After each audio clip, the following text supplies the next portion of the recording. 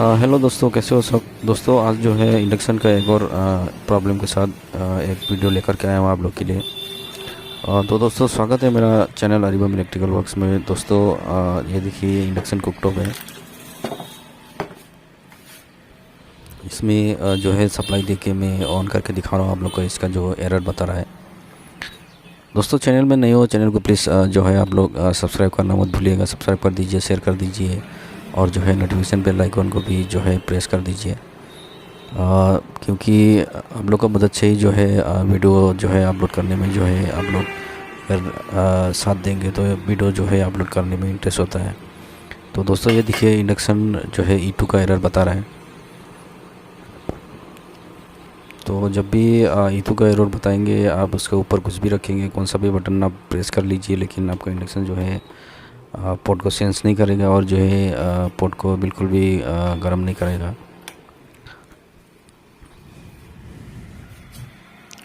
तो दोस्तों, ये समस्या जो है ज़्यादा बड़ा समस्या नहीं है। ये इंडक्शन को खोल करके जो है आप लोग को बताने की कोशिश करता हूँ मैं। वीडियो को अंत तक देखिएगा। इसमें जो है दो तीन चीज़ जिसके कारण जो है ये अपना इंडक्शन में E2 एरर बताते हैं। ये दो तीन कारण आप लोग को ये वीडियो के ज़रिए जो है मैं बताएंगे। तो वीडियो को जो है स्किप मत कीजिए। ये देखिए इंडक्शन को मैं सप्लाई दे दिया हूँ, PCB को खोल के भी रखा हूँ। इंडक्शन जो है E2 एरर बता रहा है। आप इंडक्शन को ऑन करके जो है उसमें सप्लाई दे करके जो है इंडक्शन को रखिए। उसके बाद जो है मल्टीमीटर की मदद से ये मल्टीमीटर को मैं DC करेंस में सेलेक्ट करके रखा हूँ।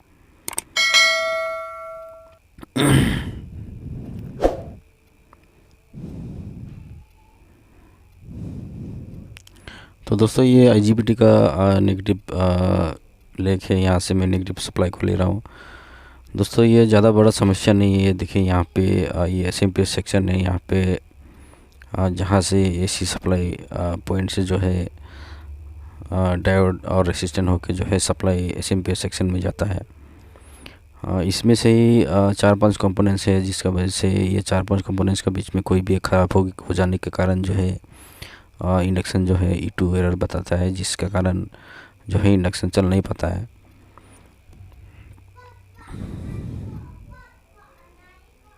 तो ये देखिए ये SMPS सेक्शन है।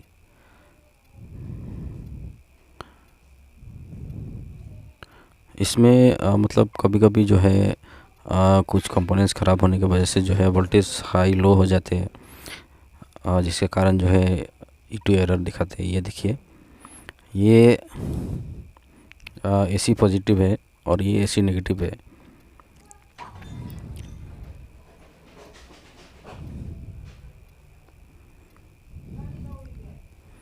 तो ये देखिए ये नेगेटिव से एक डायोड होके DC आउटपुट जाता है 205 और जो है AC पॉजिटिव से एक और डायोड जाता है। ये भी मेरा 205 बता रहा है। ये देखिए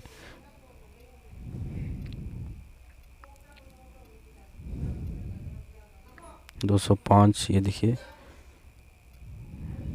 अब यहाँ से यहाँ एक रेसिस्टेंट लगा हुआ है। देखिए यहाँ से ये यहाँ पे ये देखिए रेसिस्टेंट मुझे कुछ डाउट लग रहा था, तो मैं इसको खोल के चेक किया। चेक करने के बाद जो है मैं दूसरा रेसिस्टेंट ही उसमें चेंज करके लगा दिया हूँ। तो देखिए यहाँ से ये यहाँ पे रेसिस्टेंट के थ्रू आता है। उसके बाद जो है ये छोटा ट्रांसफार्मर लगा हुआ है, उसमें जाता है। उसके बाद जो है यहाँ से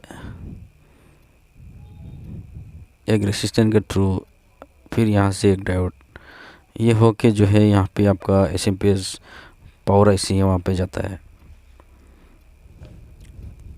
देखिए ये डायोड है, ये रेसिस्टेंट है और यहाँ से यहाँ एक रेसिस्टेंट है और यहाँ से यहाँ एक डायोड है और ये AC पॉजिटिव और नेगेटिव से एक एक डायोड जो है DC सप्लाई के लिए लिया जाता है। तो ये देखिए ये डायोड में 203, 204, 205 बता रहा है दोस्तों। तो ये जो वोल्टेज अभी बता रहा है मुझे थोड़ा ज़्यादा लग रहा है। तो मैं क्या करता हूँ, ये डायोड को एक बार चेंज करके दूसरा डायोड लगा के सप्लाई जो है चेक करके देखता हूँ। दोस्तों वीडियो में अंत तक बने रहिएगा। इसमें जो ये जो प्रॉब्लम मैं आप लोग को दिखा रहा हूँ, ऐसा नहीं है कि आपके साथ भी यही प्रॉब्लम होगा, और भी 2-3 कारण है। तो वीडियो में प्लीज़ अंत तक बने रहिएगा, आप लोग को जो है बताने की कोशिश।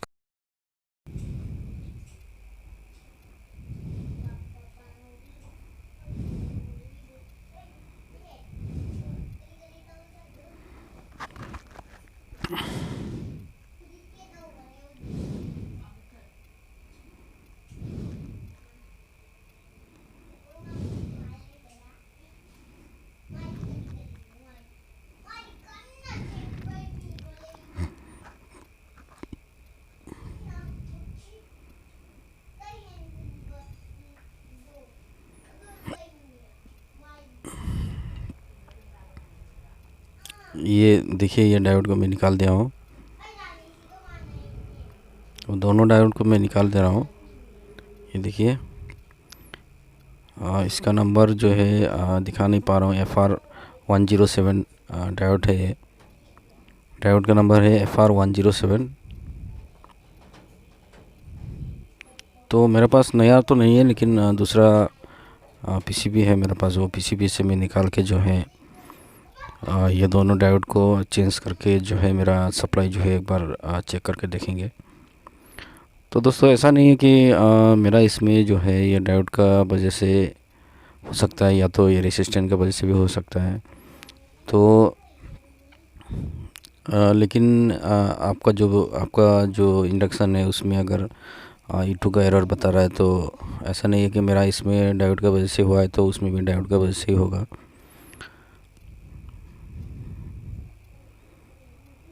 आप जो चीज़ मैंने यहाँ पे बताया आप लोग को, ये डायोड के थ्रू एक रेसिस्टेंट आता है, उसके बाद रेसिस्टेंस से जाके जो है आपका एसएमपीएस ट्रांसफार्मर में जाता है। उसके बाद ट्रांसफार्मर से होके फिर एक रेसिस्टेंट के थ्रू एक और डायोड लगता है। ये सभी चीज़ को आप जो है चेक कर सकते हो। कुछ भी डाउट है चेंज करके जो है देख लीजिएगा। और दोस्तों जो है एक और बड़ा कारण है ये E2 एरर बताने का इंडक्शन में, जो कि ये कंपोनेंट्स वगैरह का प्रॉब्लम नहीं होता है। जिसमें जो है कंपोनेंट्स वगैरह तो सही होगा। तो उसमें क्या होता है दोस्तों, आप जब इंडक्शन को ऑन करेंगे, ऑन करने के बाद जो है इंडक्शन जब ऑन होने लगता है तो तुरंत ही जो है फैन जो है बंद हो जाता है। तो उस प्रॉब्लम में भी आपको जो है इंडक्शन E2 एरर दिखाने लगता है। तो वो चीज़ को भी आप एक बार ध्यान से जो है चेक कर सकते हो। आपका इंडक्शन को ऑन करके जो है फ़ैन का जो आवाज़ निकलता है, फ़ैन अगर चलने लगता है तो उसमें फ़ैन का आवाज़ ज़ोर से जो है हमको सुनाई देता है। लेकिन अगर फ़ैन जो है स्टार्ट होते ही अगर बंद हो जाता है तो आप फ़ैन को चेंज करके जो है चेक कर सकते हो। अगर फ़ैन सही है तो फ़ैन का जो कनेक्शन है वहाँ पे जो है रेसिस्टेंस वगैरह लगा हुआ है, वो सब चीज़ को एक बार जो है चेक कर सकते हो।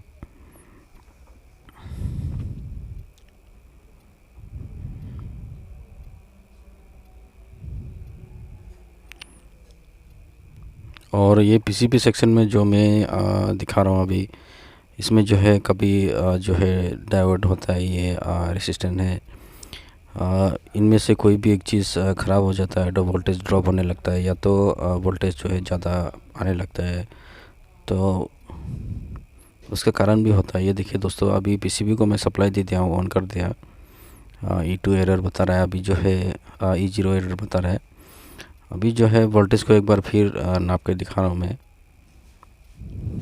ये देखिए, अभी जो है पहले जो है बता रहा था 205, 204, अभी 102, इसमें भी 102। यानी कि ये दोनों डायोड में जो है कुछ ना कुछ प्रॉब्लम था जिसकी वजह से जो है अपना वोल्टेज जो है ज़्यादा बता रहा था।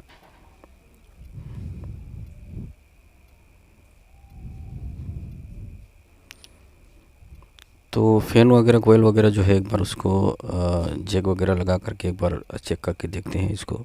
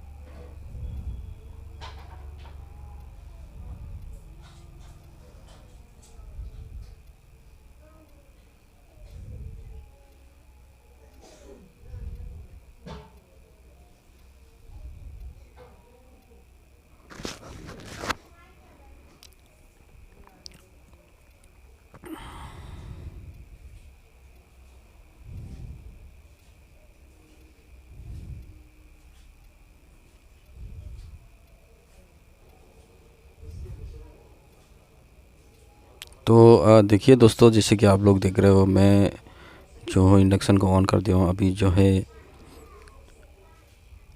हाँ, इंडक्शन जो है देखिए अभी मेरा E2 का जो एरर बता रहा था वो चला गया अभी।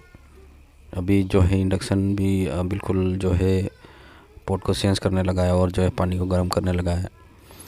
तो जैसे कि आप लोग को अभी वीडियो में दिखाया, मैं आप लोगों के सामने ही जो है सब कुछ किया हुआ मैं। तो आप लोग जो है अंदाज़ा लगा सकते हो दोस्तों। लेकिन मैं नहीं कहूँगा कि जिस कारण मेरा इंडक्शन में E2 बता रहा था आपका साथ भी ऐसा ही होगा। तो अब इसका ये जो दो डायोड लगा होता है एसी सप्लाई से जो है डीसी आउटपुट देता है, ये दोनों डायोड को पहले चेक कर लीजिए। ये देखिए ये लोकेशन है। उसके बाद जो है यहाँ पे एक रेसिस्टेंट लगा हुआ है, ये रेसिस्टेंट को चेक कर सकते हो। उसके बाद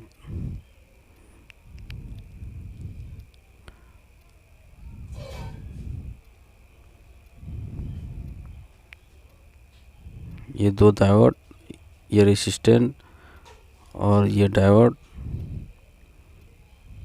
और सामने का ये एक डायोड, ये 3-4 कंपोनेंट्स है दोस्तों। इसको चेक करेंगे तो सॉल्व हो जाएगा। और दोस्तों लास्ट जो है एक सीक्रेट आप लोग को बता देता हूँ। ये जो डायोड दो डायोड लगा हुआ है, इसको चेंज करने के बाद भी अगर नहीं हो रहा है तो ये दोनों डायोड में से एक डायोड को आप निकाल दीजिए। निकाल करके जो है आप चेक करिए। अगर आपका इंडक्शन E2 एरर अगर नहीं दिखाता है तो आपका प्रॉब्लम जो है सॉल्व हो जाएगा।